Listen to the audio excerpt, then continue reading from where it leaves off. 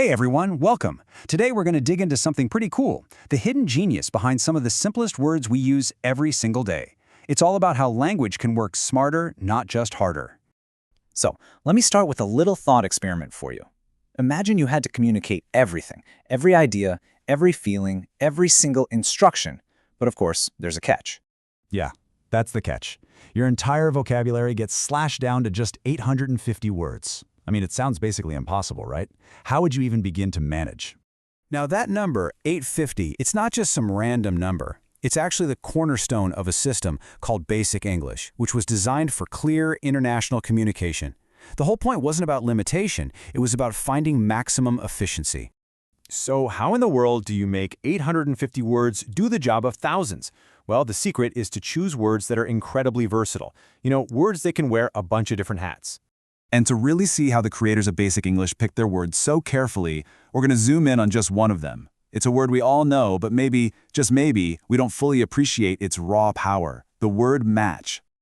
Okay, let's start with its first job. See, as a noun, match isn't just one thing. It's a few completely different things. First up, the one that probably jumps to mind for a lot of us, sports. A match is a competition, right? A game where two people or two teams go head-to-head. Like a tennis match or a soccer match. And this sentence is a perfect example. Match here clearly means one game in a bigger series. Super simple, super direct. But that is just the beginning for this word. And now we do a complete 180. The word match also means that little stick you use to light a candle or start a fire. It's the exact same word, but for a totally different object. This kind of insane range is precisely what the designers of Basic English were looking for. And again, the example makes it crystal clear. We've gone from the world of sports to a simple physical object, all covered by the same four letters. Okay, and here's the third way we use it as a noun, and this one's a little more abstract. A match can be one half of a pair, something that goes with something else. We've all been there. This perfectly illustrates that idea of a counterpart. One sock needs its other half, its match. So just as a noun, match can be a game, a fire starter, or a partner. You can already see why this word is such an MVP. But hold on, the versatility doesn't stop there. Because match isn't just a thing, it's also an action. It's a verb. So, as a verb, match describes the action of things going together well. And hey, notice the connection to that last noun definition? It's literally the action version of that same idea. This is the other side of the coin from our last example. Before, we couldn't find the noun a match. Here, the socks themselves don't do the verb to match. It's just incredibly efficient language, which, again, is the whole point of Basic English.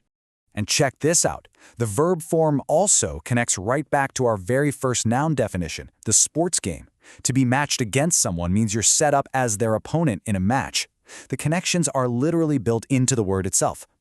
And this just shows the elegance of it all so perfectly.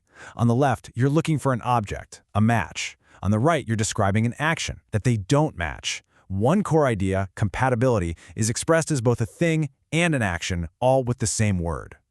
So let's just pause for a second and look at this. We've got three totally distinct noun meanings and two verb meanings, all branching out from this one little word. It's like a Swiss Army knife for your vocabulary. I mean, when every single word has to count, a word that does the job of five is an absolute superstar. This is the logic of Basic English in action. So this all brings us back to our original challenge. What makes a word like match so perfect for stripped-down language like Basic English? Well, this is the genius of it. Instead of needing different words for competition, counterpart, and fire starter, you get one word that covers all that ground and more. It is the ultimate in linguistic efficiency. You don't need 5 different words, you just need one really, really smart one. And that right there is the big takeaway. We often think a huge vocabulary is a sign of intelligence. But there's a totally different kind of power in words that can do so much with so little. Simplicity isn't a weakness. It's actually a feature of highly evolved, powerful language. It really makes you wonder, doesn't it? I mean, think about words like run or set or go. What hidden jobs are they doing in your sentences every single day? The power is right there, hiding in plain sight. Thanks so much for tuning in.